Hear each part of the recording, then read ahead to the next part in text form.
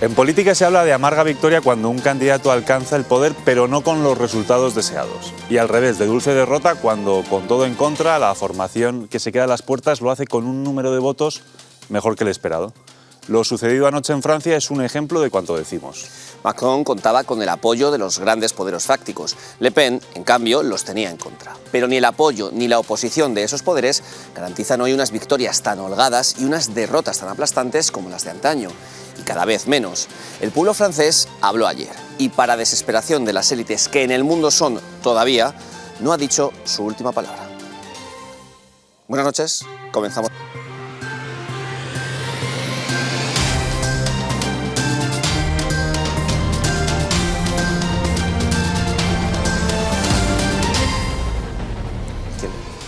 Jorge Buxadé, jefe de la delegación de Vox en el Parlamento Europeo, celebró ayer en París con Marine Le Pen los buenos resultados, contra todo pronóstico, de la agrupación nacional.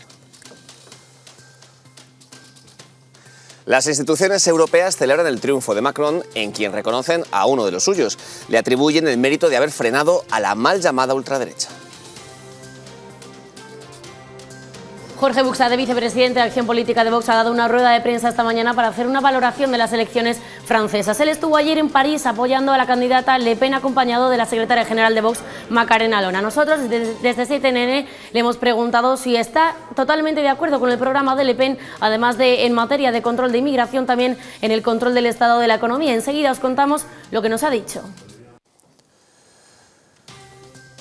Juan Manuel Moreno Bonilla, presidente de la Junta de Andalucía, ha anunciado un adelanto electoral para el 19 de junio.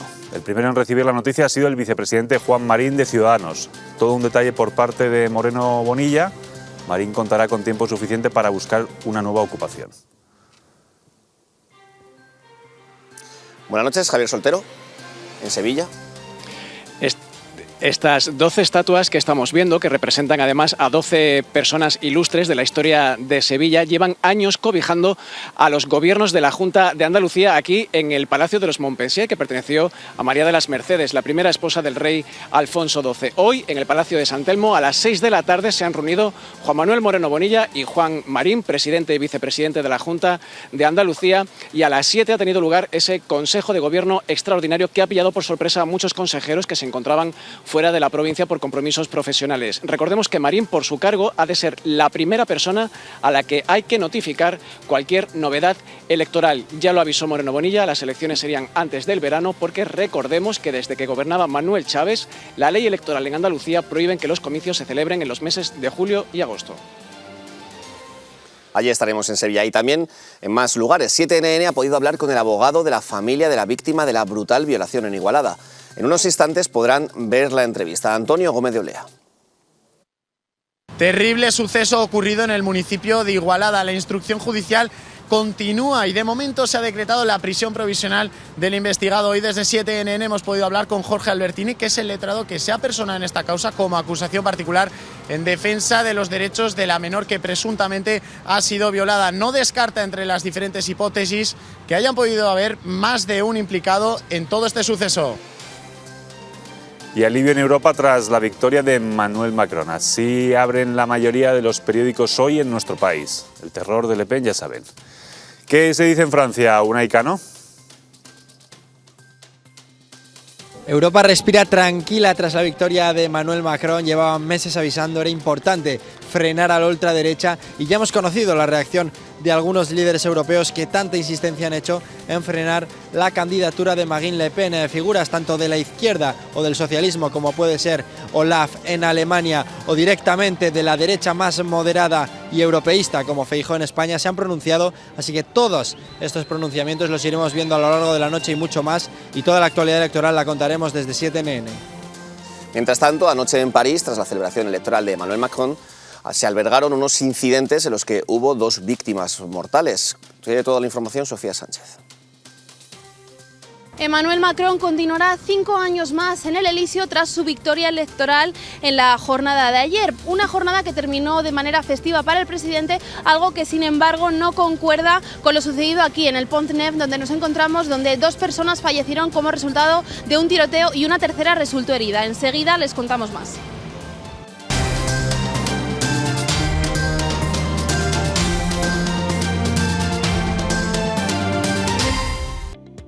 Ha habido un comienzo un poco accidentado. Me he quedado yo ahí reseteando Windows, pero bueno, ya estoy operativo, no pasa nada. No pasa nada. Estas cosas pasan, Juanma, no te preocupes. Claro, tú como siempre vas a la primera y no rectificas nunca porque todo lo haces ahí directamente. Todo lo hago bien. Exacto. Pues nada, no te digo nada. Te invito a que lo pruebes un día. Hecho. Hacer las cosas bien. Cuando quieras. Vale. En fin, presentamos a nuestra mesa. Julio Llorente. ¿Qué tal? Muy buenas noches. Buenas noches. Álvaro Peñas. Buenas noches. ¿Que sigue aquí desde ayer? Sí, la verdad es que sí, estaba inquieto.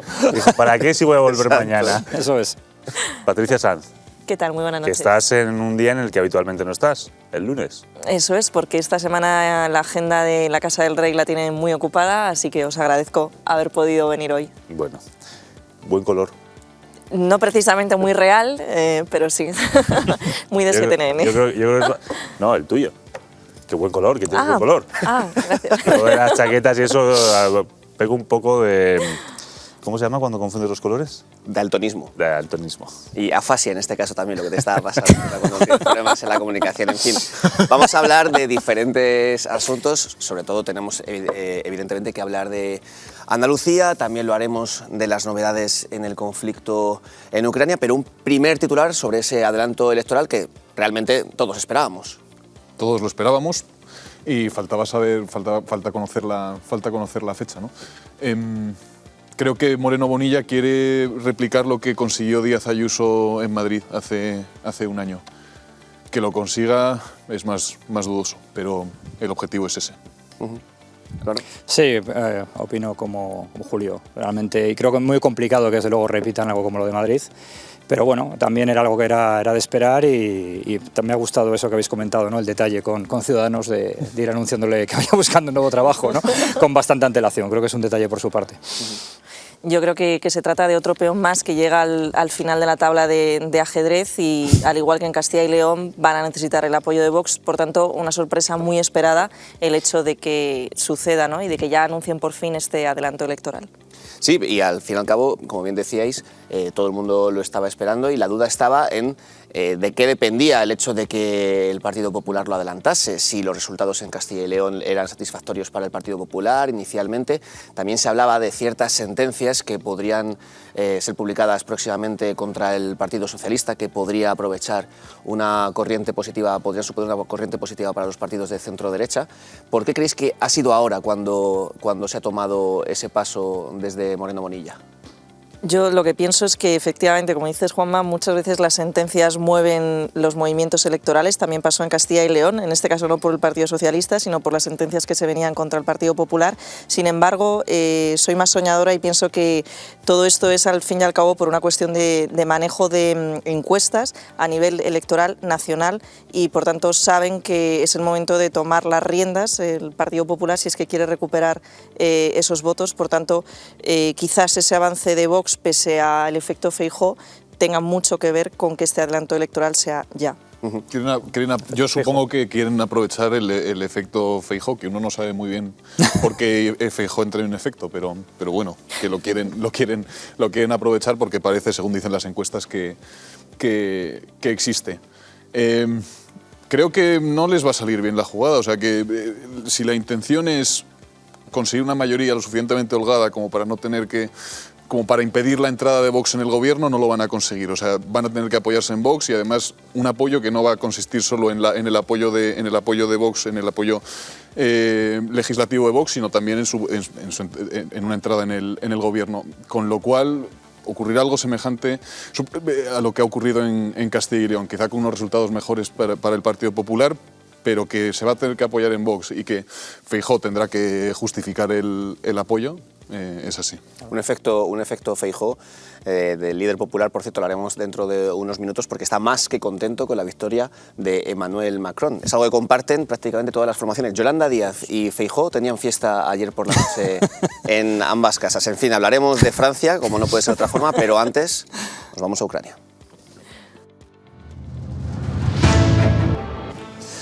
Bueno, nos acercamos a los 60 días de conflicto, una segunda fase de la que ya hemos hablado, que se inició por parte de las tropas rusas en Ucrania, que parece que no se van a contentar con acometer la zona del este, sino que ahora el sur de Ucrania puede ser el siguiente punto en este tablero de batalla para analizar todo esto y sobre todo para conocer lo que se está comentando en Rusia, información a la que no solemos poder tener acceso desde Occidente.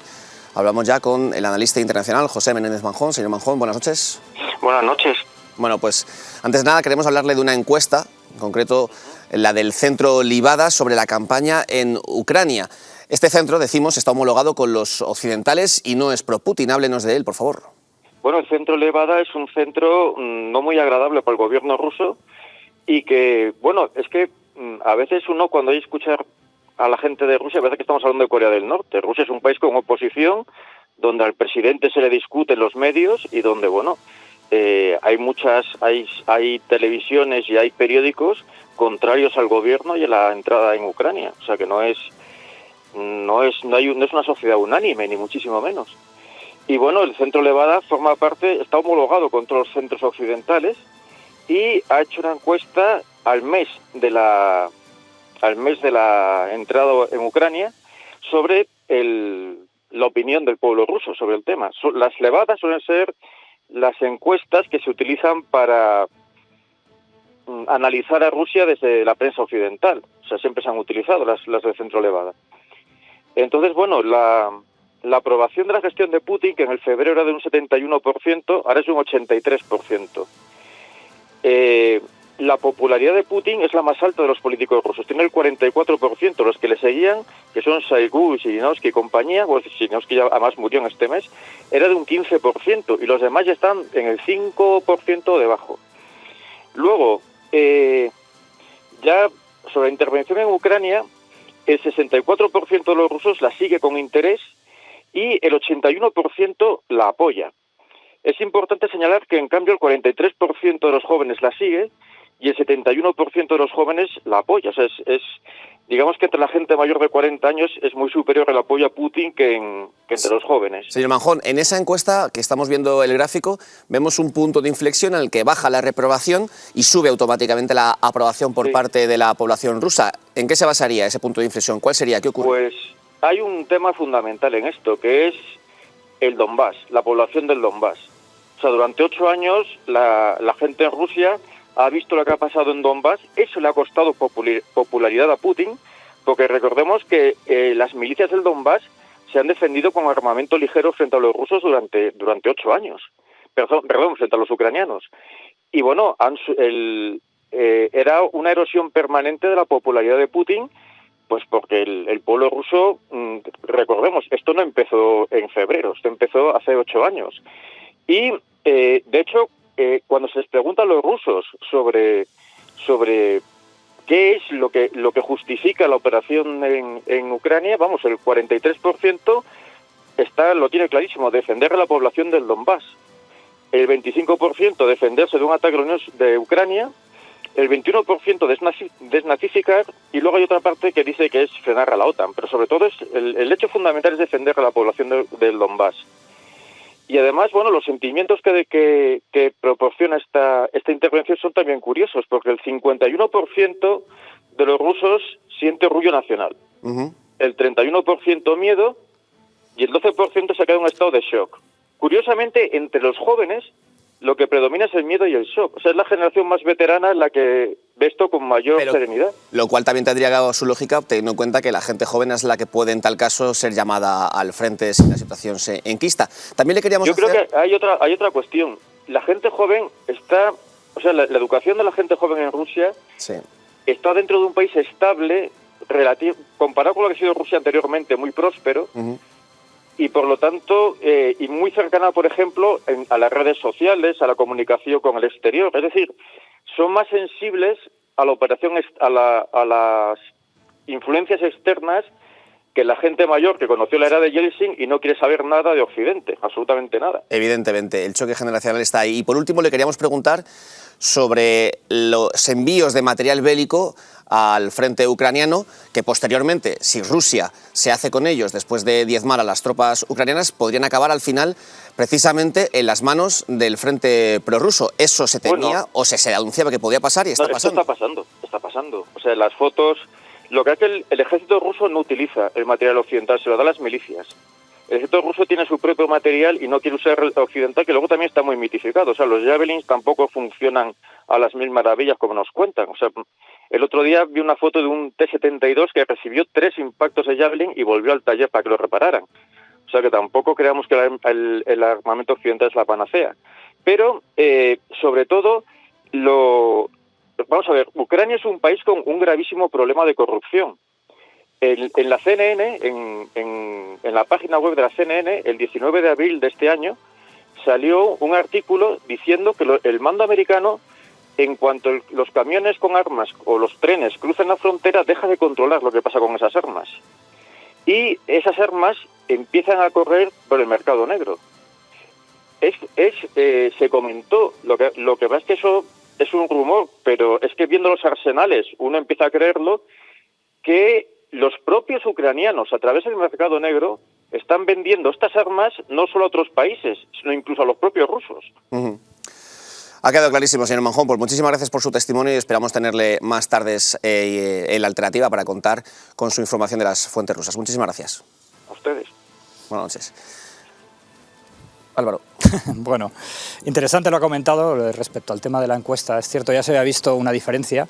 La gente mayor de 55 años tienen un apoyo absoluto a favor de Putin y de la guerra. También hay que tener en cuenta que esta gente nació en lo que era la Unión Soviética y sin embargo la gente joven no. ¿Por qué? Porque la gente joven efectivamente puede ser llamada a filas. Y eso es un factor importante porque hay... Creo que la encuesta se hace en Rusia. Sí. Además, con el tema que estaba comentando respecto a los medios, a ver, se permiten algunos medios disidentes, pero hasta cierto punto. Es decir, en Rusia salir con un cartel en blanco en la calle conlleva la detención. Han hecho una ley especial, que es que no se puede criticar al ejército, que te puedes, creo que son hasta 15 años de cárcel. Es decir, que hay que tener muchísimo cuidado, y no sé si recordáis que cuando empezó la guerra hubo muchas protestas, han desaparecido. El número de detenidos creo que fue de unos 10.000, si no recuerdo mal, 10.000, 12.000. Es decir, que la libertad está bastante coartada, ¿no? Evidentemente hay una guerra y eso también es una excusa perfecta para decir esto no se puede hacer. Pero respecto a los medios, pues bueno, yo también sigo algunos medios rusos y la verdad es que la dureza que emplean es tremenda, auténticas barbaridades. A veces de exdiputados de la Duma, hace poco uno hablaba de que los ucranianos tenían que dar las gracias de que no estaban matando a sus hijos, que su objetivo no era matar a sus hijos, era desnazificarlos. También uno de los factores que más tener en cuenta era la desnazificación. ¿Cómo se vende propagandísticamente la desnazificación con el hecho de que Zelensky es judío? Da igual, esto es una cuestión de propaganda. La desnazificación se vende básicamente pues, hablando continuamente, en el caso del famoso batallón Azov, que en realidad es un regimiento, pero bueno, del batallón viene por lo que era el tema de la guerra, y se habla permanentemente de eso, bueno, pues sacando imágenes, en algunos casos algunas muy curiosas, como de soldados ucranianos con banderas nazis y banderas de la OTAN, haciendo algunas cosas que son bastante burdas, ¿no?, propagandísticamente, pero que funcionan. Y luego hay que tener en cuenta, por ejemplo, lo que ha pasado ya en varias ciudades. En Ucrania hace poco, en una de las ciudades que estaba ocupada por los rusos, levantaron una estatua de Lenin, que se había quitado en 2015. También, creo que fue en Gerson, izaron una bandera soviética por motivo de un aniversario de la Segunda Guerra Mundial. Es decir, en Rusia durante muchos años se ha estado haciendo un blanqueamiento de la época comunista y una apología de toda esa época. De hecho, también hay una ley de memoria histórica allí. No se puede criticar al Ejército Rojo. O sea, no se puede decir que en la Segunda Guerra Mundial el Ejército Rojo cometió todo tipo de barbaridades, como cometió, pero está prohibido, ¿no? Es decir, hay una mitificación de la Segunda Guerra Mundial, de lo que fue Stalin incluso como gran modernizador del país. Hay un hecho, ¿no?, que se dice que el mito nacional de Rusia ahora mismo es el 9 de mayo, el día de la victoria sobre la Alemania nazi en la Segunda Guerra Mundial. Y realmente, de hecho, también por una encuesta, que no sé si es de este mismo medio que había comentado el señor Manjón, creo que el personaje más famoso, perdón, más popular de Rusia es Stalin, seguido por el presidente Putin. Te preguntaba antes si la encuesta de la que hablaba Manjón se había hecho en Rusia, por saber hasta qué punto el ruso medio se siente en libertad de responder a un encuestador por teléfono la verdad o no. Bueno, eso ya es otro asunto. Bueno, eso ya es otro asunto, desde luego. ¿Tiene cierta importancia? Sí, no, desde luego que tiene importancia. Vamos a ver, la sociedad rusa, y con una situación encima como en la que hay una guerra, en la que las libertades que hay se limitan todavía más, evidentemente muchas personas no estarán dispuestas a hablar con libertad. ¿Por qué? Porque vienen de un periodo soviético muy largo, muchas personas todavía lo recuerdan, y hay que tener en cuenta que el actual Estado ruso, empezando por el presidente Putin, son personajes que han estado en el KGB. Y eso evidentemente es importante. Es un factor a tener muy en cuenta. Incluso es que el patriarca de la Iglesia Ortodoxa... ¿no? ¿Perdón? Imprime carácter. Claro, haber pasado por el presidente de la Iglesia Ortodoxa, el patriarca de la Iglesia Ortodoxa, Cirilo, Cirilo no, el patriarca, y perdón, a ver si no recuerdo el nombre ahora mismo, bueno, no me recuerdo de su nombre, era un agente del KGB. Cuando se hizo la elección en 2012 en el patriarcado de la Iglesia Ortodoxa rusa, los 3 candidatos habían estado relacionados al KGB, es decir, en el Estado, que bueno, de hecho la Iglesia se dice que es parte del Estado directamente, ¿no? Hay una serie de personajes, hay una élite que en muchos casos ha pertenecido a los antiguos servicios secretos. Evidentemente, eso tiene muchísima influencia sobre el carácter que se le imprime al Estado. Y bueno, en la guerra en Ucrania lo estamos viendo, ¿no? Kirill. Estaba con Cirilo estaba pensando en otra cosa. Kirill. Bueno, hemos hablado de la situación en Mariupol. Sí. Recordemos que mientras los ucranianos hablaban de que Rusia no tenía tomada 100% la ciudad, a pesar de su devastación, sí que reflejaban que se mantenían muchos refugiados y que había centenares de niños, aparte de las tropas que todavía estaban presentes en la ciudad, en esa acería, en Azovstal. Hace muy poco, hace apenas una semana, cayó también una planta similar y por eso hemos querido saber cuál es la situación en esa zona. La conocida youtuber Liusivaya está allí, en ese territorio, y ahora ha publicado estas imágenes. Estamos en la fábrica Ilicha, que recientemente ha sido desalojada por las tropas de la DNR y también del ejército ruso. Ahora mismo pues ha habido muchas especulaciones sobre si el centro de Mariupol está controlado o no. Esta es una de las 2 fábricas, ya solo queda Azovstal y hoy les enseñaremos esta, que ya está bajo el control de las tropas de Rusia y de la República Popular de Donetsk. Ha quedado completamente devastada, como la ciudad de Mariupol, dentro de la cual se encuentra, y ahora mismo lo que escuchamos son los combates que todavía siguen en Azovstal, que es el único sitio de Mariupol que a día de hoy queda por controlar. Podemos comprender cómo ha podido pasar que esto haya estado tomándose durante tanto tiempo, y es que esconderse aquí es muy fácil y sin saber si aquí dentro había civiles, si no había civiles, pues era muy complejo actuar. Ahora mismo un problema similar se está viviendo, de hecho de mayores dimensiones, se está viviendo en la fábrica Azovstal, que es aún más grande que esta. Bueno, hay que decir que hoy se ha decretado un alto el fuego en esa acería de Mariupol para que aquellas mujeres, niños, refugiados que quieran salir puedan hacerlo, y ha aclarado Rusia que en cualquier dirección, porque recordemos que Ucrania en su momento rechazó algunos de esos corredores humanitarios porque les dirigían directamente hacia Rusia. Es que es un problema, hay que tener en cuenta de que muchos de los soldados que están allí están con sus familias. Porque una cosa que no se comenta absolutamente nada, es que muchos soldados, tanto de los marines como de Azov, son de esa zona, son de Mariupol. Muchos son de hecho rusoparlantes.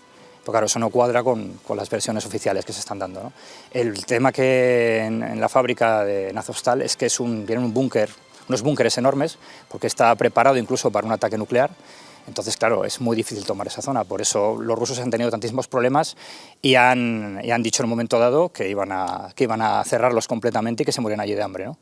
Lo cual recordaba un poco a lo que sucedió en el Holodomor, ¿no? En los años 30. Pero bueno, si es cierto que dejan salir a esos civiles y pueden irse en otra dirección, pues es desde luego una buena noticia, claro. El problema es veremos si eso es así, ¿no? Ha habido ya muchos casos de familias ucranianas que se las han mandado a Rusia y sus familiares están hablando de que están completamente desaparecidos, o incluso que los han mandado muy lejos. Les han dado, pues vamos, incluso trabajo en las regiones más orientales de Rusia. Una especie de, como recuerdo un poco, claro, todo esto teniendo en cuenta lo que ha vivido la memoria histórica ucraniana, ¿no?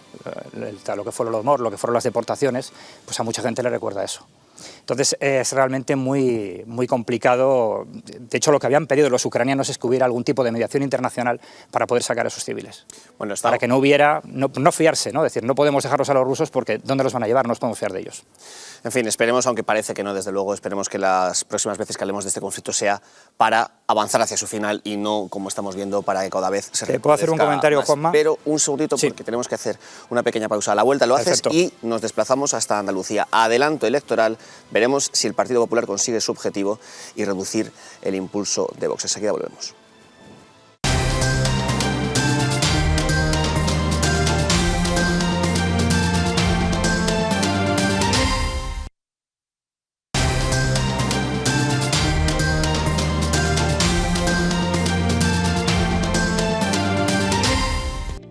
Álvaro, que te he dejado con la palabra en la boca. No, era simplemente una cuestión, bueno, como sabréis, el ejército ruso lo que se está hablando ahora es que está avanzando, quiere tomar el sur, incluso cerrar la costa, ¿no?, a los ucranianos. También veréis el ataque sobre Odessa, algunos misiles cayeron sobre, creo que un par de misiles cayeron sobre edificios civiles, sin ningún tipo de objetivo militar y mataron a, bueno, en un caso eran 5 personas, en otro no sé si fueron 8. Pero bueno, eso un poco también porque luego vemos siempre que esos ataques supuestamente están dirigidos contra cuarteles militares y eso no es cierto. Y un tema que ha pasado muy desapercibido es que hace 2 días el ministro de Asuntos Exteriores de Moldavia llamó al embajador ruso por las declaraciones que vienen también por parte de un alto militar del ejército ruso, hablando de que en Moldavia se estaba maltratando a la población de origen ruso. Si Rusia lograra avanzar y tomar el sur de Ucrania, llegaría a la frontera con Transnistria, que está muy cerca de Odessa. Transnistria es un estado comunista muy extraño que también está patrocinado por Rusia. Bueno, un estado de facto, pero sí, no tiene una independencia reconocida. Eso es, no tiene una independencia reconocida. Y claro, eso situaría a los rusos pues, en la frontera con Moldavia. Y bueno, pues quizá aquí se esté cocinando otro futuro conflicto, ¿no? De hecho, el embajador, el presidente moldavo, tanto él como el ministro de Asuntos Exteriores han citado al embajador ruso porque han manifestado que están seriamente preocupados por lo que podría derivarse de esa actuación. En fin, seguiremos muy pendientes de todo lo que ocurra en Ucrania y en alrededores. Pero habrá que desnazificar Moldavia también. Tenemos que tratar más asuntos. Enseguida nos vamos a Andalucía. Ojo, lo hemos anunciado antes, adelanto electoral. Pero por desgracia, antes tenemos que hablar de otros asuntos bastante desagradables, en concreto de una nueva muestra del independentismo radical y de la violencia que lleva aparejada. Laura Rivas, desde redacción, tiene todos los detalles de lo ocurrido en Castelldefels. Sí, buenas noches. Con la pintada de hijos de puta os mataremos ha amanecido hoy la sede del Partido Popular en Castelldefels. El ataque ha tenido lugar esta madrugada y está siendo investigado por las fuerzas policiales para encontrar a los responsables. Las grabaciones de las cámaras de seguridad de la sede parecen clave para identificar a los responsables de los hechos. Lo cierto es que los ataques y las amenazas a sedes de partidos políticos contrarios a la independencia son una constante que se está produciendo en los últimos años y de momento lo que ha hecho el Partido Popular de la provincia es denunciar lo ocurrido ante las autoridades. Esas pintadas, gracias Laura, han ido dirigidas, como explicaba nuestra compañera, contra Manuel Reyes, que fue alcalde de esa localidad, pero que también, además, es el presidente del Partido Popular de Barcelona y a él le podemos saludar ya. Buenas noches, señor Reyes. Hola, muy buenas noches. Bueno, cuéntenos lo ocurrido. Queremos saber, sobre todo, si esto es un hecho aislado o, por desgracia, se tienen que enfrentar a situaciones así más veces.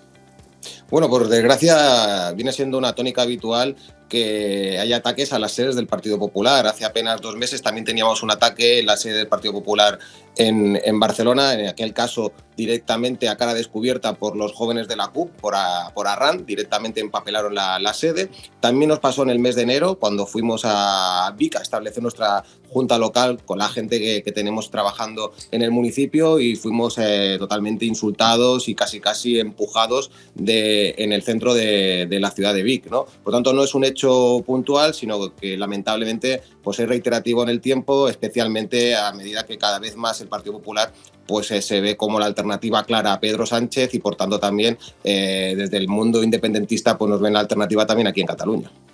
¿Reciben muestras de solidaridad por parte de otros partidos?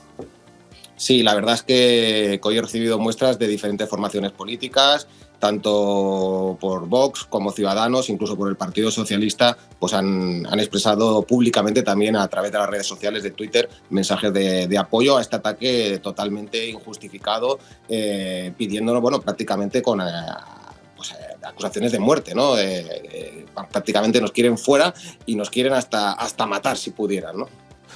Los partidos que ha citado, con distintos matices, podemos englobarlos en el bloque que por lo tanto también ha terminado en sede judicial con denuncias, ¿no? Y por lo tanto, lamentablemente, en Cataluña llevamos tiempo pues, siendo perseguidos aquellos que defendemos el constitucionalismo, aquellos que defendemos que Cataluña es una parte muy importante de España, y vamos a seguir haciéndolo porque no nos van a callar por mucho que intenten amedrentarnos. Pues señor Reyes, muchísimas gracias. Lamentamos este bochornoso incidente y esperemos que no se den situaciones otra vez similares a esta. Muchísimas gracias y buenas noches. Gracias a vosotros. Bueno, se habla siempre de que el independentismo es un movimiento pacífico, democrático, pero evidentemente tampoco hay que hacer impugnar todo, pero sí que ahí tienen grupúsculos dentro del independentismo que actúan de esta forma. Bueno, es que yo creo que el discurso separatista ha calado hondo en una serie de personas. O sea, cuando tú estás hablando constantemente de que hay un Estado que oprime a un pueblo, que es el catalán, lo normal es reaccionar así. Claro, si hay una opresión sistemática, si los catalanes viven enajenados por el resto del pueblo español, lo normal es reaccionar así, con amenazas de muerte. El problema es inicial, el problema es el discurso, y el discurso lo extienden partidos con los que el Partido Popular ha llegado a acuerdos, como la antigua convergencia en tiempos de Aznar.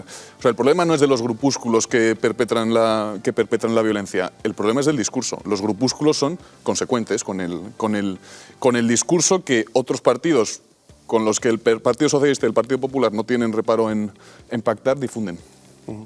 Y luego también no podemos olvidarnos de la representación del Gobierno en la comunidad catalana. Es decir, no es solamente a raíz de estos incidentes de Castelldefels, pero lo vimos perfectamente durante todos los intentos secesionistas, todas esas protestas en las calles en las que eran las fuerzas y cuerpos de seguridad del Estado a los que no se les dejaba actuar, a los antidisturbios que se les pedía que se quedaran dentro de las furgonetas para que precisamente no solventaran todos estos disturbios. Por tanto, yo creo que incluso más grave aún no es ya que efectivamente, ¿no?, que la población catalana esté siendo aducida a esta violencia, sino que el hecho de que el Gobierno no proteja a las fuerzas y cuerpos de seguridad y les haga actuar tal y como es su deber. El problema es que además las fuerzas que apoyan este tipo de actos están en el Parlamento catalán y son fuerzas respetables, ¿no?, supuestamente. Ese es el gran problema, que cuando ocurren este tipo de cosas, creo que también este fin de semana sucedió con un stand de Vox, no sé exactamente, una especie de feria, que había varios partidos políticos y hubo pues, sí, de hecho, disturbios. Lo vamos a ver en apenas unos instantes. En apenas unos instantes, precisamente hacías mención a eso que ocurrió en esa feria del libro, en ese stand de Vox. Estamos hablando de algo tan pacífico, tan irrelevante, como irrelevante en el sentido, en términos violentos, que no tiene ningún tipo de trasfondo más allá de la promoción de la cultura.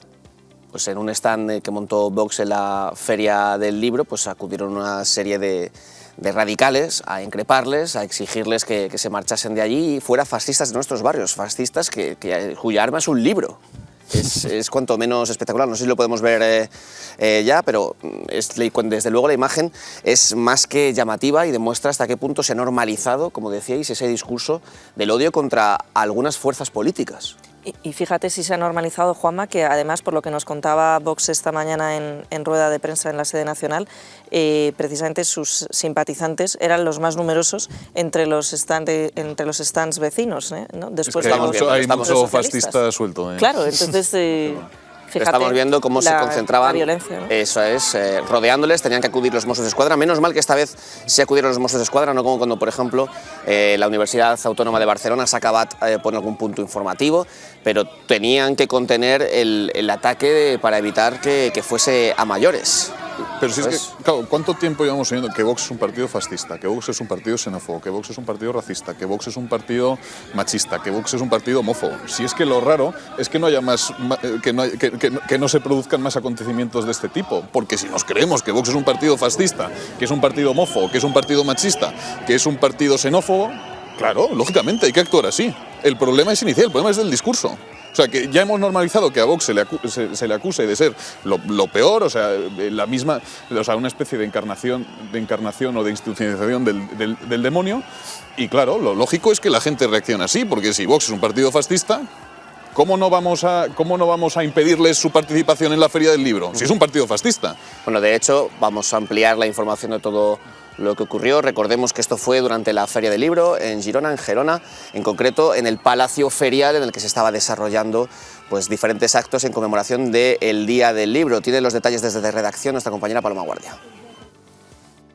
Decenas de independentistas catalanes tratan de boicotear un acto que Vox celebraba este sábado, día de Sant Jordi, en Gerona. Durante la celebración y alrededor de la mesa en la que estaba situada Vox, decenas de personas han protestado para pedir la expulsión de ese stand. Lanzaron insultos contra los miembros de Vox y cantaron "fuera fascistas de nuestros barrios". Entre los integrantes de este grupo se encontraba también Núria Brugada, integrante de la CUP en el municipio de Bañolas. Finalmente, la formación de Santiago Abascal sí que pudo celebrar el evento gracias a la intervención de los Mossos d'Esquadra, que tuvieron que actuar para evitar que el incidente fuese a mayores. Gracias, Paloma. Y es que cómo se puede negar la violencia cuando vemos imágenes como esta o cuando recordemos un stand promovido por Ciudadanos, si no recuerdo mal, para promocionar que se pusiese una carpa o una pantalla gigante para ver a la selección española, también fue atacado y las dos chicas que estaban en ese punto informativo fueron agredidas directamente. ¿Cómo se puede negar el hecho de que exista una normalización de la violencia, del escrache o del acoso a aquellos que no defienden las ideas independentistas? Y fíjate si se ha normalizado, que incluso lo hemos visto también aquí en Madrid, en las universidades españolas, cómo tienen que pedir cada vez que asiste un miembro de Vox a delegación de gobierno protección, ¿no?, para la celebración de actos itinerantes, para la celebración de cualquier tipo de congregación, cuando les ha sido negada su posibilidad, ¿no?, su derecho a la reunión, a la libre manifestación, a la libertad de expresión. Es una pena. Y otra cosa que también apuntaban desde la formación de Santiago Abascal esta mañana es cómo la verdadera batalla que se ha perdido en Cataluña es la batalla por la libertad de educación. Lo estaban comentando aquí los compañeros de mesa. Al fin y al cabo, si tú le dices a alguien que este partido es fascista, es que es lo mínimo que puedes ir a hacer, ¿no?, a intentar evitar todas estas manifestaciones de libertad de expresión de un supuesto fascismo. Por tanto, la primera batalla que hay que ganar en Cataluña, en esta parte de España, es la batalla por la educación. Y lo que es llamativo es que el resto de fuerzas políticas constitucionalistas no salgan en tromba a criticar esto, porque no se dan cuenta de que los siguientes serán ellos, que aquí lo único es que se pone la diana sobre determinados políticos. En su día fue Ciudadanos, que la gente recuerde que Ciudadanos entonces era la extrema derecha, hasta hace no mucho eran los falangitos, etcétera, etcétera. El Partido Popular lo ha sido infinitas ocasiones, como acabamos de ver en Castelldefels, ahora es Vox. ¿Cómo es posible? ¿Qué les hace pensar que mañana el Partido Socialista, por el hecho de no ser independentista, algunos, o por lo menos cercanos al independentismo, ¿pero cómo no le van a atacar de la misma forma? ¿Pero cómo van a condenarlo? Tienen que justificarlo. Si es gente que está, claro, utilizando la terminología que utiliza el Partido Socialista, es gente que está atacando a la ultraderecha. Y todo ataque contra la ultraderecha, siendo ultraderecha como es, está justificado. Sí, lo que me refiero es que no todo vale. Que sea política, no todo vale, aunque electoralmente se esté utilizando esos argumentos, que eso es más que criticable y si queréis luego lo analizamos. Pero cuando se pasa a este nivel de violencia, a este nivel de acoso, hay que dar un paso al frente. Pero por ejemplo, comentabas lo de Ciudadanos. Claro, Ciudadanos en el momento en que sale Vox, bueno, pues le viene muy bien porque deja de estar en el objetivo. Pero es que recordemos que Ciudadanos iba a actos donde se les insultaba, donde se les meaba encima. Y sin embargo decían, no, el año que viene volveremos. Y no había ninguna crítica de decir, oye, ¿qué está pasando con todo esto? Este acto, ¿por qué funciona de esta manera? ¿Por qué se permite todo esto? Y es como diciendo, por favor, perdonarme y dejarme venir aquí. Y ese es el problema, ¿no?, que se quiere estar dentro de ese consenso. Y claro, si vos queda fuera, pues es perfecto, porque así ya tienen a alguien a quien enseñar y decir, no, yo no soy el malo. Se limpiaba con lejía el suelo después de los actos de Vallecas. Bueno, Vallecas Vox, pero antes, como citaba Álvaro, Ciudadanos en algunas localidades, tanto de Cataluña como del País Vasco. Y ese mensaje, esa normalización de calificar como ultraderecha a todos aquellos partidos políticos, en este caso Vox, que no cumplen cierto marco mental, también tiene a diferentes representantes o diferentes responsables en los medios de comunicación, que no solamente han comprado ese lenguaje, sino que lo promocionan. En redes se ha viralizado estas palabras que pudimos escuchar anoche en Salvados por parte de Julia Otero, la conocida periodista, que actualmente lleva ya varios años trabajando en Onda Cero, que cuando le preguntaban por el voto femenino a Vox decía esto. Que mire bien el programa, que se plantee por qué les molesta tanto la ley. Hay solamente dos cosas que piden nada más empezar: que se derogue la ley de violencia de género y la ley de memoria histórica. Cada uno es muy libre de votar a quien quiera, la única condición es tener toda la información, tener educación y tener instrucción, es decir, tener formación. Es decir, votad si queréis, pero informaos, que me da a mí que los que le votáis no estéis muy bien informados. Es un poco el sufragio censitario. Sí, va en la línea de lo que decía ayer Máximo Pradera, urgiendo por la imposición del sufragio censitario. El examen lo va a hacer Julio Otero, entonces, parece ser. Julio Otero y Vamos a las mujeres. Máximo Pradera. Pero y yo me pregunto, ¿se habrán leído la Agenda España famosa de Santiago Abascal hasta el final? Es decir, hay otra serie de cuestiones donde yo creo que es el único partido que realmente defiende a la mujer. Por ejemplo, las cuestiones de las violaciones grupales. Es el único partido que propone pues, la cadena perpetua para este tipo de circunstancias. En fin, o por ejemplo, la aprobación de una ley de violencia intrafamiliar donde también las parejas homosexuales, que esto ningún otro partido lo defiende, también caerían bajo el amparo de esta protección. Por ejemplo, pensemos en parejas homosexuales de mujeres o de hombres con hombres. En fin, creo que precisamente hay ciertas ideas dentro del ideario de Vox con las que podemos o no estar de acuerdo, pero yo creo que la defensa de la mujer queda sin ninguna duda demostrada, y también en las medidas que acometen. Por ejemplo, en la Comunidad de Madrid, Ayuso y Monasterio pactaron una serie de medidas a principios de año donde en fin, se ayuda a las mujeres solteras, con hijos. De todo esto la gente no habla, es decir, lo tienen en su agenda y allí donde han podido lo han demostrado en la aprobación de presupuestos, y ahora veremos en Castilla y León.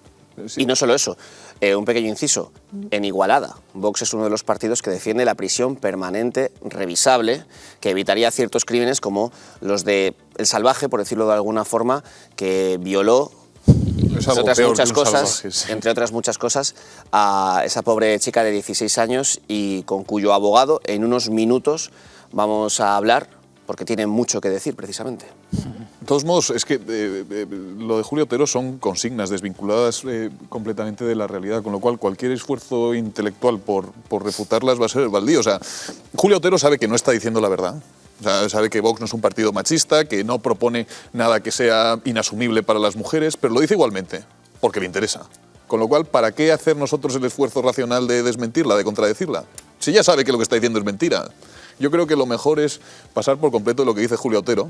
Uno viviría muchísimo más tranquilo, preservaría cierta lucidez intelectual y... Claro, pero el problema es que nosotros podemos pasar, pero la población que la escucha a ella tiene, en fin, esta mujer tiene un peso, ¿no?, en la opinión pública, y yo creo que por supuesto hay que contradecirla a ella o a quien sea cuando se dicen, ¿no?, mentiras de este caraje, porque las personas no conocen el mensaje, en este caso de Vox, y que personas en fin, con el prestigio que yo le tenía hasta este momento, como la señora Otero, que sean capaces de decir estas cosas, pues más que nunca, ¿no?, en programas como este, en cadenas como este, hay que ponerlo sobre la mesa y hay que decir la verdad. Por cierto, no sé si, porque ahora también nos desplazaremos hasta Francia, no sé si os suena estos mensajes sobre Vox con todo lo que se está diciendo en Francia, tanto por los propios medios galos como incluso desde el resto de Europa. Cómo se ha normalizado el calificar al partido de Marine Le Pen como absoluta ultraderecha, y hoy todo el mundo es una fiesta porque no ha ganado. Pero lo mejor de eso es que ya no influye para nada en la población, en la sociedad. O sea, cada vez influye menos. Cada vez influye, o sea, y yo creo que incluso en la gente, o sea, incluso en el votante de Macron, en el votante del Partido Socialista aquí, o sea, no creen que el votante de Vox o los líderes de Vox sean realmente machistas, racistas. O sea, yo lo dudo muchísimo en el votante medio. Luego habrá personas que sí lo piensen.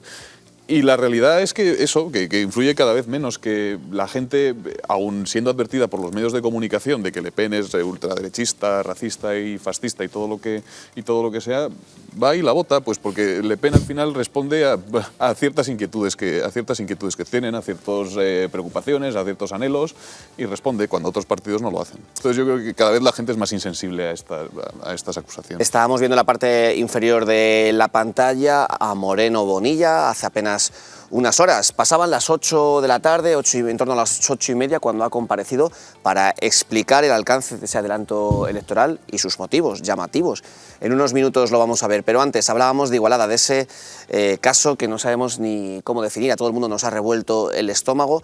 Llevábamos varios meses esperando la detención del desalmado que violó a la pobre chica de 16 años en la salida de una discoteca la madrugada del 31 de octubre al 1 de noviembre. Ella sigue todavía convaleciente, recuperándose de los gravísimos daños sufridos. Hay un detenido, un ciudadano boliviano de 21 años que, ojo, tenía antecedentes por varias agresiones sexuales, una de ellas contra su hermana de 7 años. De hecho, la madre del detenido colaboró con la justicia explicando que sí, que su hijo podía ser perfectamente el responsable de tal acción. En fin, con el abogado de la víctima ha estado nuestro compañero Antonio Gómez de Olea para detallar cómo están viviendo todo lo ocurrido y la detención del principal sospechoso del caso. Lo vemos.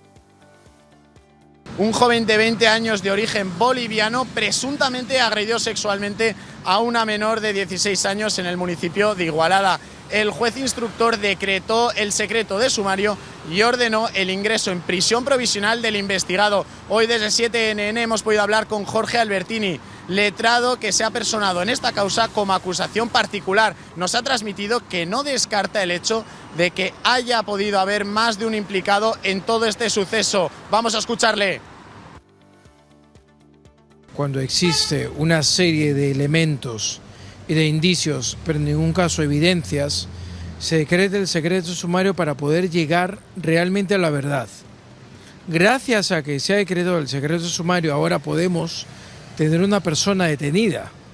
¿Qué ocurre con el secreto sumario? Pues normalmente cuando existe un caso de esa naturaleza, lo que hay que hacer es encofrar y a partir de ahí llevar a término el resultado de esta investigación. Por tanto, no es un secreto sumario no para que la gente no se entere, sino para saber por dónde y hacia dónde vamos. No es un delito de agresión sexual común, o sea, eso tiene que quedar muy claro. Estamos ante una persona, por decir persona, pues en realidad es un delincuente plenamente, y si no, yo lo definiría como un inhumano. Hay un perfil bajo, es normal, el abogado tiene que esperar acontecimientos, pero supongo que en cierta forma habrá sido un alivio para la familia. La madre, por cierto, de la atacada en su día publicó una carta reclamando al gobierno que tomasen cartas en el asunto, que menos pintar de morado las comisarías o iluminar también los bancos el día del 8M y más actuar en defensa de las mujeres para que casos como este no vuelvan a suceder, porque recordemos, aquellos agresores sexuales que tienen que ejercen este grado de violencia, la mayoría de ellos, según analizan los expertos, es imposible que se reintegren en la sociedad. Por eso, de ahí que muchos pidan la prisión permanente revisable. Que además es una medida muy lógica. Además, con este caso, bueno, no habéis visto varias imágenes de varios programas de televisión en las que sacaban las imágenes cuando hablaban de la manada, las fotos, sí, desde el primer momento, y sin embargo cuando se trata de personas que son de origen extranjero no hay ningún tipo de foto. Pero eso es algo también bastante curioso.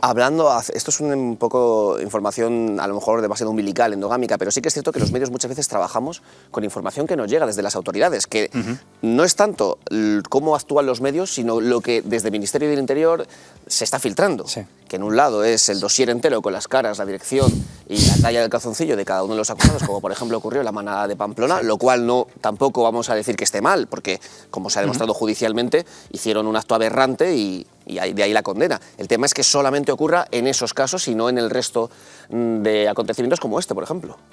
Yo creo que está muy claro, ¿no? Los que trabajamos con la información lo vemos todos los días. Cuando nos llegan, ¿no?, las primeras imágenes de un detenido menor que ha robado, todos nos miramos y sabemos probablemente la nacionalidad de la que sea, muy a nuestro pesar, porque ojalá que todas las personas que vienen a España se integren de forma correcta. Pero, Juanma, la realidad es que efectivamente nos lo esconden, las fotos que llegan siempre aparecen de espaldas, por supuesto cuando es menor por una cuestión de la minoría de edad, ¿no?, valga la redundancia, pero también por una cuestión de nacionalidad. Y es cierto que, bueno, pues ninguno de los que somos españoles en origen queremos que estas personas no se integren, pero la gente tiene que conocer quién está cometiendo los delitos en las calles y la ciudadanía tiene derecho, y nosotros como informantes tenemos la obligación de saber, y es la primera llamada que hacemos siempre. Oye, pero este chaval, ¿de qué nacionalidad es? Es la primera llamada, porque nos debemos a la verdad y a contar quién está cometiendo estos crímenes en las calles. Claro, y es que es triste que se prive a la gente de algo que tiene derecho a conocer, de la verdad completa del asunto, por motivos estrictamente ideológicos. Es que de tal modo que la realidad no desmienta el relato ideológico, que es que la inmigración es una maravilla y todos los inmigrantes se integran fenomenal en las sociedades de acogida. Pues muchas veces no es así, y a veces es culpa de las sociedades de acogida, que no hacen todos los esfuerzos suficientes para que los inmigrantes se integren, que los confinan en barrios en los que se malvive. Pues muchas veces también es culpa de las sociedades de acogida. Pero privar a la gente de una información que tienen derecho a conocer por motivos ideológicos, a mí me parece vomitivo. Y luego está la cuestión de si este criminal se puede reintegrar o no. No me preocupa demasiado esa cuestión. Es que el fin primero de la condena no es que el condenado se reintegre en la sociedad, no es la reinserción, es la justicia. Es restaurar un orden quebrado por el criminal. Con lo cual, por la naturaleza de su crimen, tiene que pasarse la vida en la cárcel. O sea, la condena debe ser ejemplarizante, debe ser severa por la naturaleza del crimen que ha cometido. Que pueda reintegrarse o no en la sociedad, creo que en este caso es indiferente. O sea, aunque se pudiese reintegrar, aunque tuviese a su disposición los mejores psicólogos que lograran finalmente reintegrarlo, este hombre no puede salir de la cárcel por la naturaleza del crimen que ha cometido. Es una persona que se ha hecho indigna de vivir en sociedad. Por cierto, noticia también que hemos conocido en las últimas horas, también en Cataluña, en Tarragona, un menor de 13 años habría agredido sexualmente a otra joven de 15 años solamente. La agredió por la calle, la asaltó por la calle, le obligó a cometer le agredió sexualmente, por no entrar en más detalles, y después la golpeó, la robó y la dejó abandonada. Al ser menor de 14 años es inimputable y tenía ya antecedentes por situaciones similares. Ahí, Juanma, también estamos hablando de un joven de origen magrebí ya conocido en la zona. ¿Esa persona realmente el día de mañana es reinsertable? En fin, vamos a seguir analizando este tema, que por desgracia cada vez está más de actualidad, pero recordemos, tendremos todas las declaraciones de los líderes políticos andaluces, porque sí, se ha confirmado la noticia que ya prácticamente intuíamos todo el mundo. Adelanto electoral en Andalucía para el próximo mes de junio. Enseguida volvemos.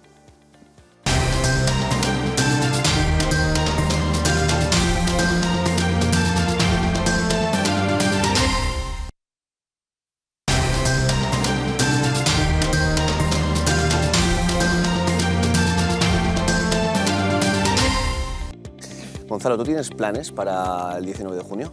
Pues probablemente los tenga. Ahora mismo no sé cuáles son, pero probablemente los tenga.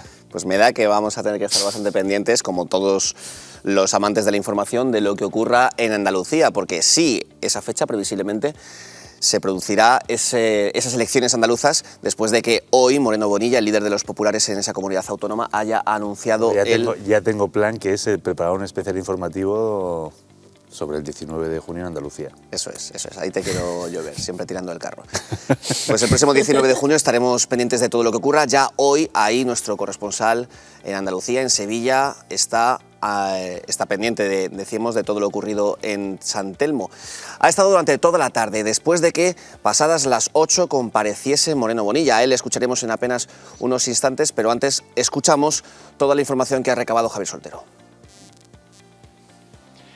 A las 8:30 ha comparecido Moreno Bonilla en el interior de este Palacio de San Telmo para indicar la fecha exacta de las elecciones en Andalucía. Serán finalmente el próximo domingo 19 de junio y lo ha hecho sin prensa. En una declaración institucional ha indicado que barajaba la opción de junio o de octubre, pero que de ser en el otoño no daría tiempo a que se formara gobierno y se firmaran los presupuestos de cara al 2023. Se ha aferrado a la estrategia de la economía, ya que ha indicado que seguimos con la prórroga de los presupuestos del 2021, unos presupuestos que se firmaron en el 2020 cuando ni siquiera las vacunas formaban parte de nuestras vidas. Ha indicado que ahora hay que estar preparados para una pandemia económica y que se necesitan unos presupuestos nuevos que hagan frente a la situación actual. Ha destacado la característica de este gobierno, que empezó con Ciudadanos y termina con Ciudadanos. Una anécdota que ha querido remarcar para seguir haciendo hincapié en la buena sintonía que ha existido en este bipartito entre el Partido Popular y Ciudadanos.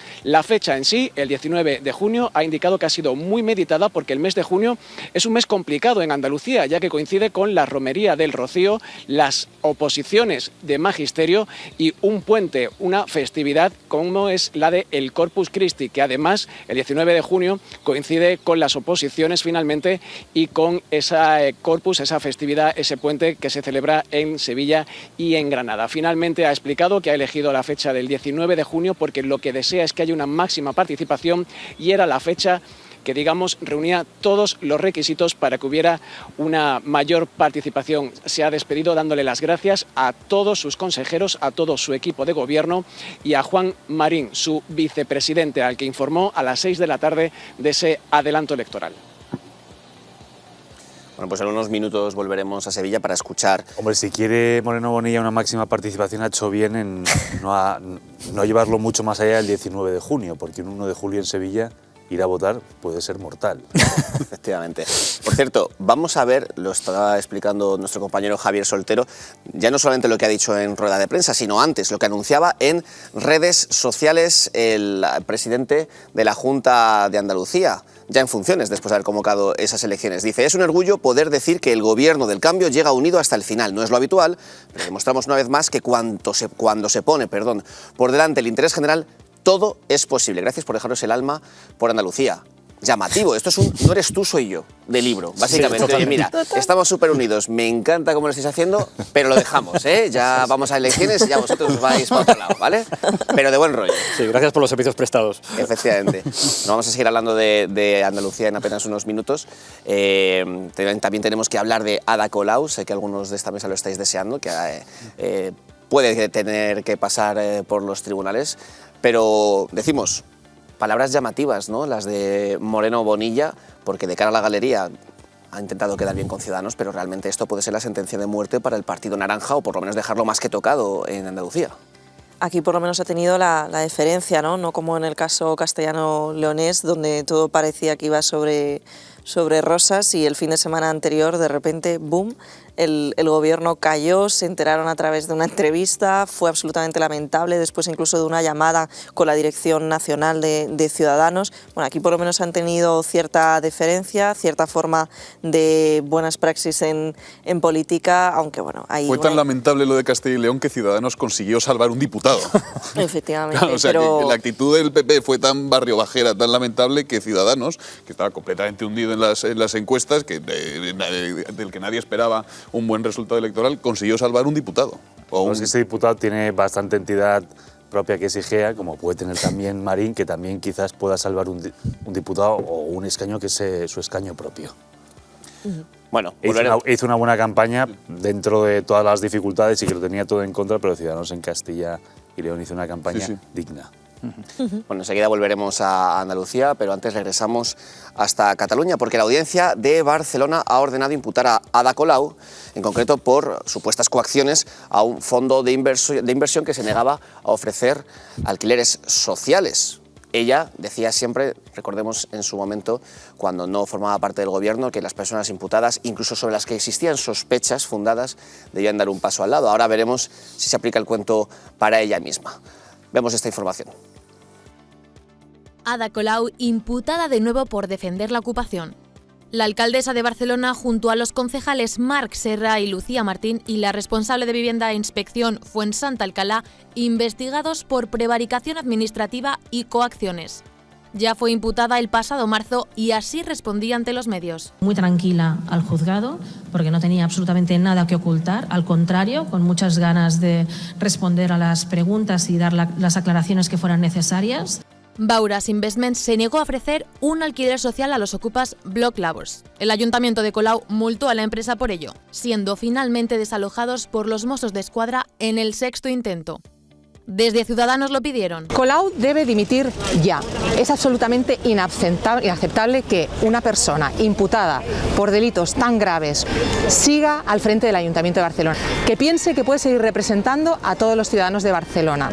Juan Garriga, futuro candidato a la alcaldía de Barcelona por Vox, lo exigió también. Venimos aquí para pedir Colau dimisión. Desde Junts per Cat fueron más prudentes. No nos toca entrar en los detalles, pero sí que nos toca exigir responsabilidad delante de la ciudadanía. Y desde las filas moradas rechazaron que Colau tuviera que dimitir. Estamos convencidos que va a ser la denuncia número 11 archivada. El Juzgado de Instrucción 38 de Barcelona archivó la querella de Bauras en 2020.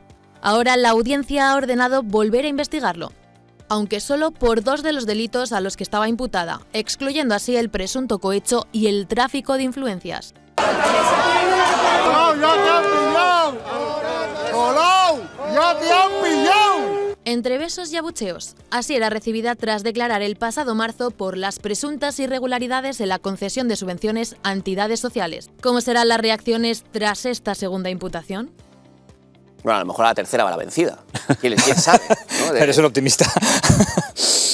Pero el listón se lo puso ella, bueno, no se lo puso ella a sí mismo, se lo puso a los que entonces les hacía la oposición, el listón de dimitir si eras imputado. Claro, el famoso código ético de Podemos, ¿no? Que es una cosa completamente absurda, propia de sociedades puritanas.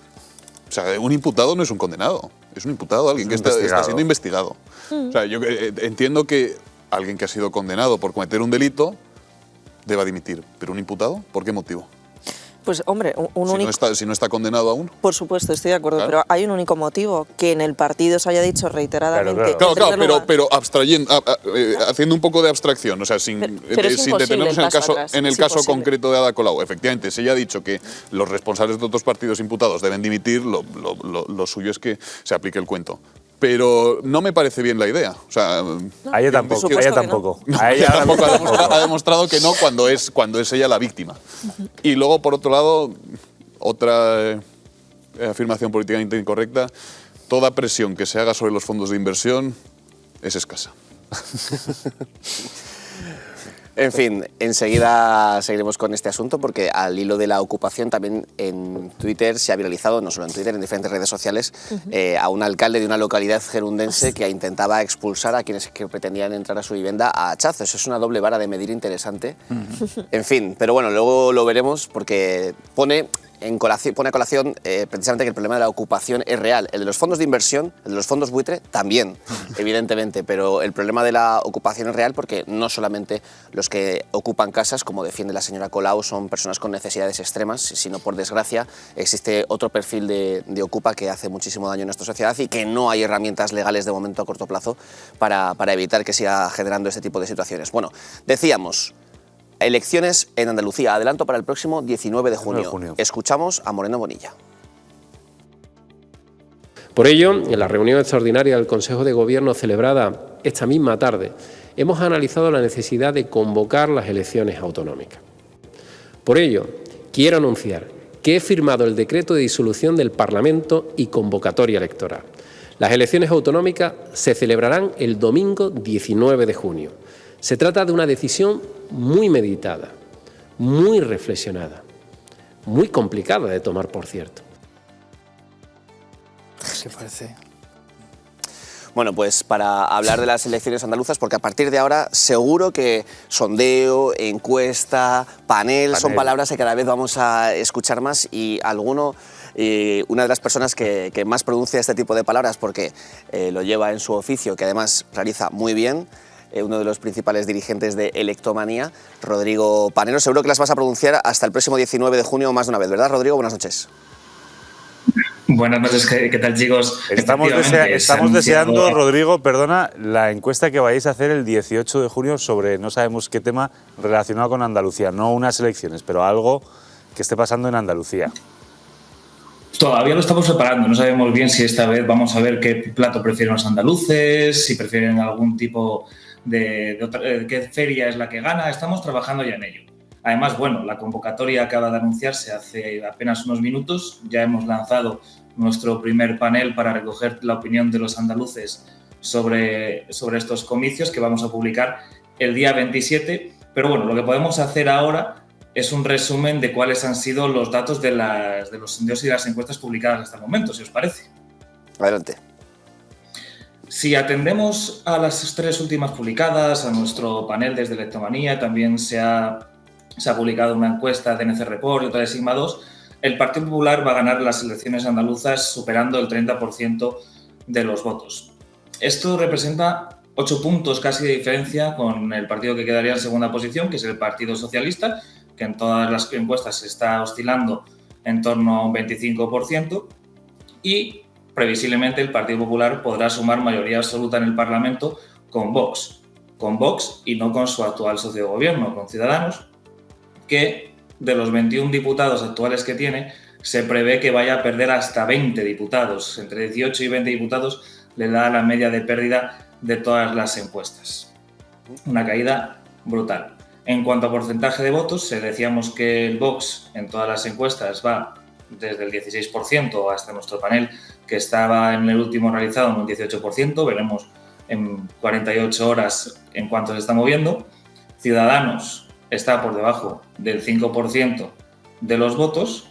La formación de Teresa Rodríguez, Adelante Andalucía, está también en torno al 5%. Y luego tenemos la noticia con la que despertábamos esta mañana, casi despertábamos, que era que por primera vez van a concurrir a unas elecciones autonómicas en Andalucía un frente amplio de izquierdas. Se va a unir bajo una misma lista Más País, EQUO, Alianza Verde, Iniciativa por el Pueblo Andaluz y Unidas Podemos, que como se van a unir y lo han anunciado hoy, todavía no tenemos medido, pero bueno, todos sabemos que en política 2 y 2 no son 4. Si atendemos a los últimos datos en las encuestas, Podemos se le estimaba en torno a un 8%. Vamos a ver cómo va evolucionando, porque bueno, aunque sí que hay una lista unitaria de la izquierda, se queda fuera Teresa Rodríguez, que sí que es una figura muy importante en la izquierda andaluza.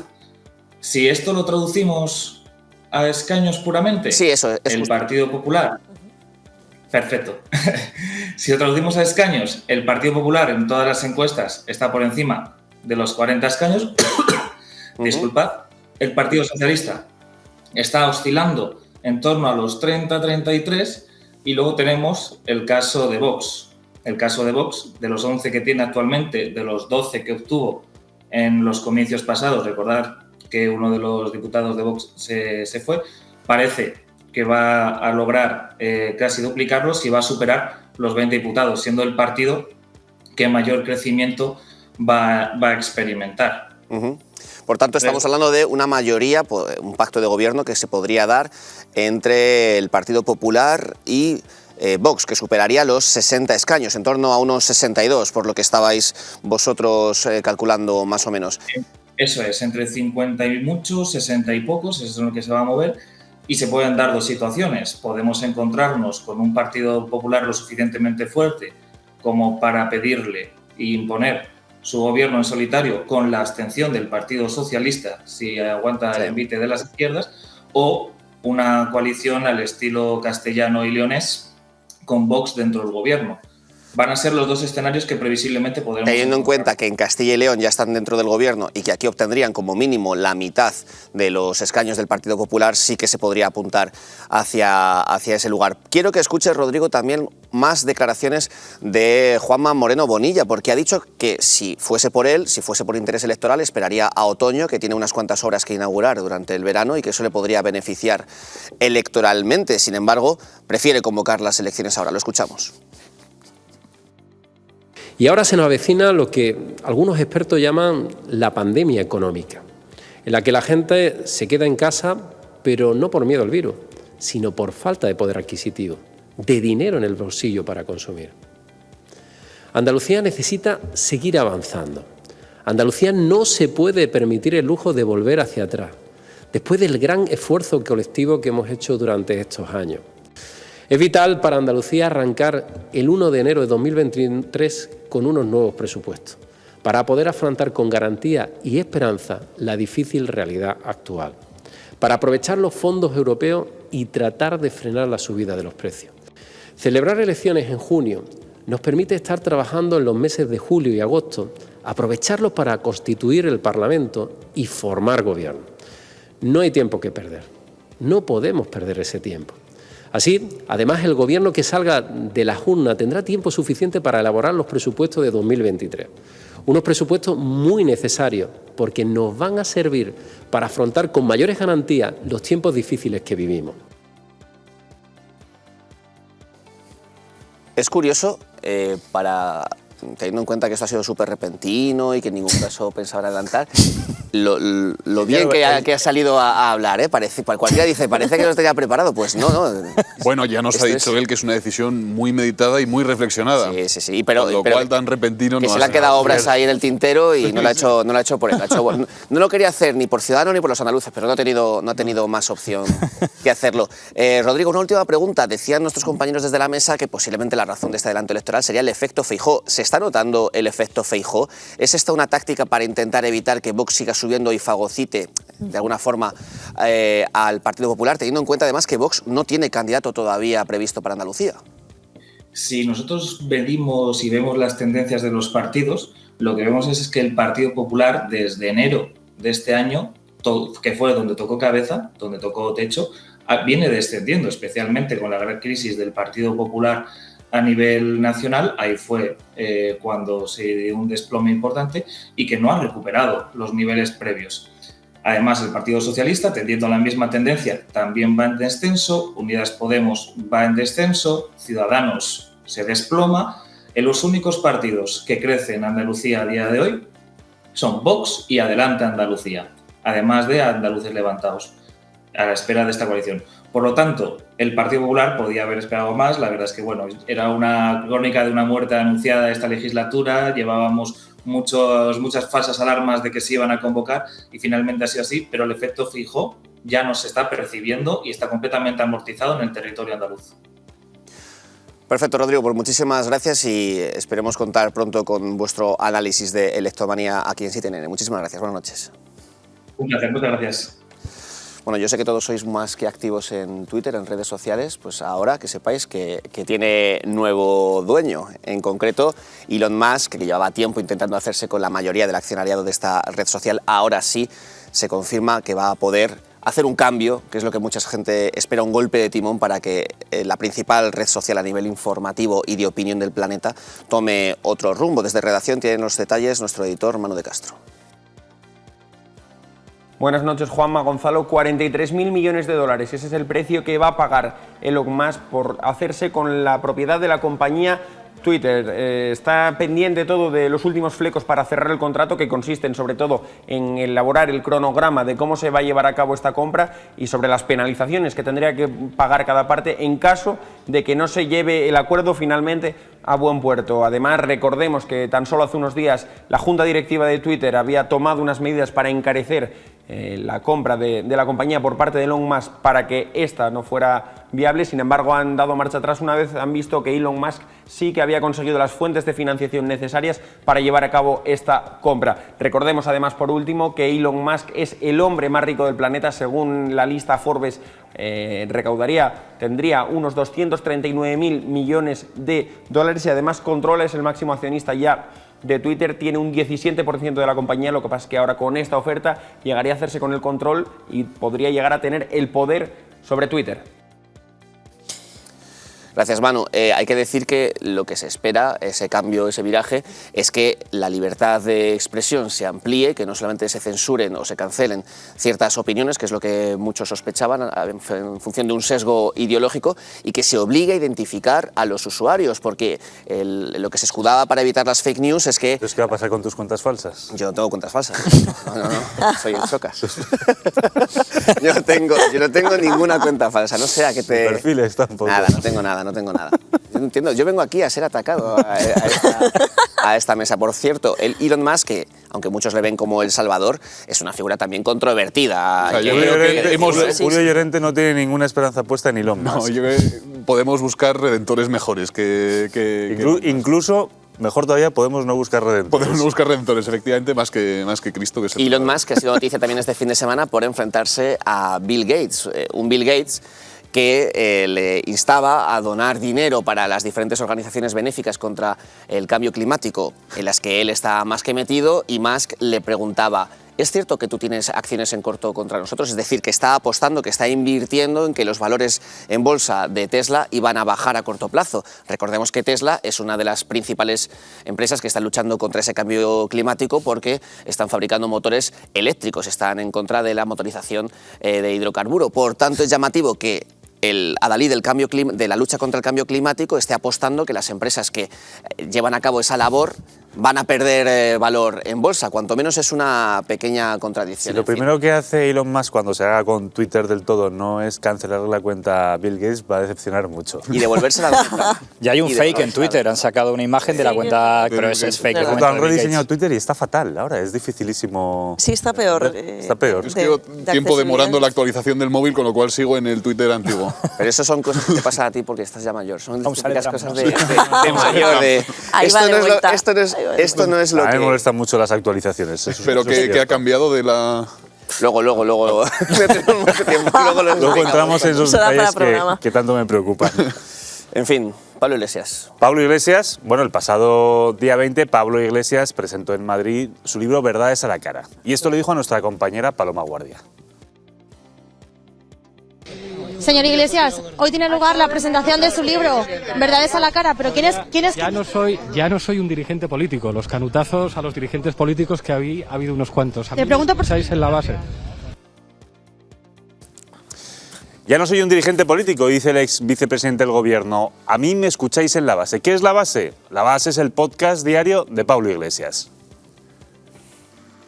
Y yo ya no soy político, puedo decir la verdad.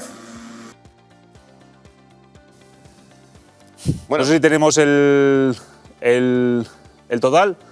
No lo tenemos, no pasa nada, pero mañana vamos a recopilar toda esta información porque es una figura cuanto menos controvertida. Lo sigue siendo Pablo Iglesias a pesar de que no está en la primera línea política, pero ojo, se supone que ha pasado a una segunda línea, a dirigir medios, pero no sabemos si él es el mejor autorizado para dar lecciones a los demás. Mañana lo veremos en completo. Y lo primero de todo, no quiere contestar, oiga usted, señor Iglesias, pero es que usted es un personaje público, porque usted ha formado parte de un gobierno, porque usted... Al final le contesta a Paloma Guardia. Hemos puesto este corte no tanto para si contestaba o no contestaba, sino para decir cuál era el nuevo paradero de Pablo Iglesias, cómo está haciendo política desde ahí, pero lo veremos mañana, no pasa nada, lo veremos mañana, porque hoy tenemos que tratar muchos más asuntos. Decías que tú estabas demorando la actualización de Twitter, tienes unas cuantas alertas en el móvil, te lo veo desde aquí. Si entrases y actualizases, seguro que lo primero que te saldría como trending topic es o Johnny Depp o Amber Heard o algunos de los protagonistas de ese juicio que está captando la atención no solo en Estados Unidos, sino también en el resto del planeta. Es un ejemplo, es prácticamente el paradigma de la cancelación, como a Johnny Depp se le apartó de diferentes proyectos porque en teoría habría maltratado a su pareja y sin embargo una vez se llega al juicio lo que se va viendo es que el relato oficial no es ni mucho menos el que se esperaba y que posiblemente se haya sido muy injusto con el actor estadounidense, lo vemos. Johnny Depp, acusado de abusos y maltratos a su pareja, desmonta la acusación con la siguiente fotografía. Ensangrentado y con quemaduras en la cara tras una supuesta pelea con su entonces mujer Amber Heard. Y no solo eso, vean lo siguiente. Un informe médico demuestra cómo el actor sufrió la amputación de uno de sus dedos en otra de las peleas conyugales. De momento, Amber no ha podido demostrar que las acusaciones contra su exmarido son ciertas. En 2012, los actores se enamoraron mientras grabaron la película Diario de un seductor. Solo 2 años después, se casan en 2 ceremonias. Pero la pesadilla para el actor comienza en 2016, cuando su ya expareja le acusa de maltrato en un periódico público. Hablé en contra de la violencia sexual y enfrenté la ira de nuestra cultura. Eso tiene que cambiar. Johnny Depp intenta frenar la situación en varias ocasiones e incluso llega a un acuerdo económico con Amber, pero poco duró la calma. Varias denuncias más por difamación se han dado desde entonces, hasta que en 2020 el periódico The Sun publica lo siguiente. Johnny Depp es un maltratador de mujeres. Momento en el que la productora Warner Bros. Cesa al actor de todas sus películas y Depp, cansado de las injurias, toma medidas. El 11 de abril dio comienzo el juicio, en el que de momento solo ha hablado el actor. It could begin with a slap, it could begin with a shove, it could begin with, throwing a TV remote at my head. Testimonio que ha dado mucho que hablar a favor del actor, que no solo ha recibido el apoyo de muchos de sus compañeros de Hollywood, también de una famosa marca de cosméticos, Milani. Con uno de sus correctores, Amber Heard asegura que tapaba los golpes que recibía por parte de su expareja, pero la fecha de lanzamiento del producto no concuerda con el periodo de tiempo que indica Amber. 3 semanas quedan para conocer el desenlace del juicio y aún falta el testimonio de Amber, un testimonio cada día más en entredicho. Gracias, Paloma. Y hay que decir, en ese juicio también, en otro apartado, se ha escuchado declaraciones, audios grabados de Amber Heard después de haber reconocido cómo había golpeado ella a Johnny Depp. Incluso la asistente de la actriz reconocía que jamás había visto un comportamiento violento por parte de Johnny Depp. En fin, que aún así ha sido cancelado. Estaremos muy pendientes de todo lo que ocurra en este juicio. Julio Llorente.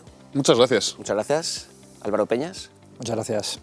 Patricia Sanz. Muchísimas gracias. Te agradecemos el esfuerzo por estar hoy aquí al pie del cañón. Gonzalo Altozano. Muchas gracias y buenas noches. ¿Has visto que escueto? Es que tiene que irse, que tiene mucha plancha, no pasa nada. En fin, anda, mañana volvemos como siempre aquí a las 10 de la noche en 7NN, La Alternativa, en su casa. Buenas noches.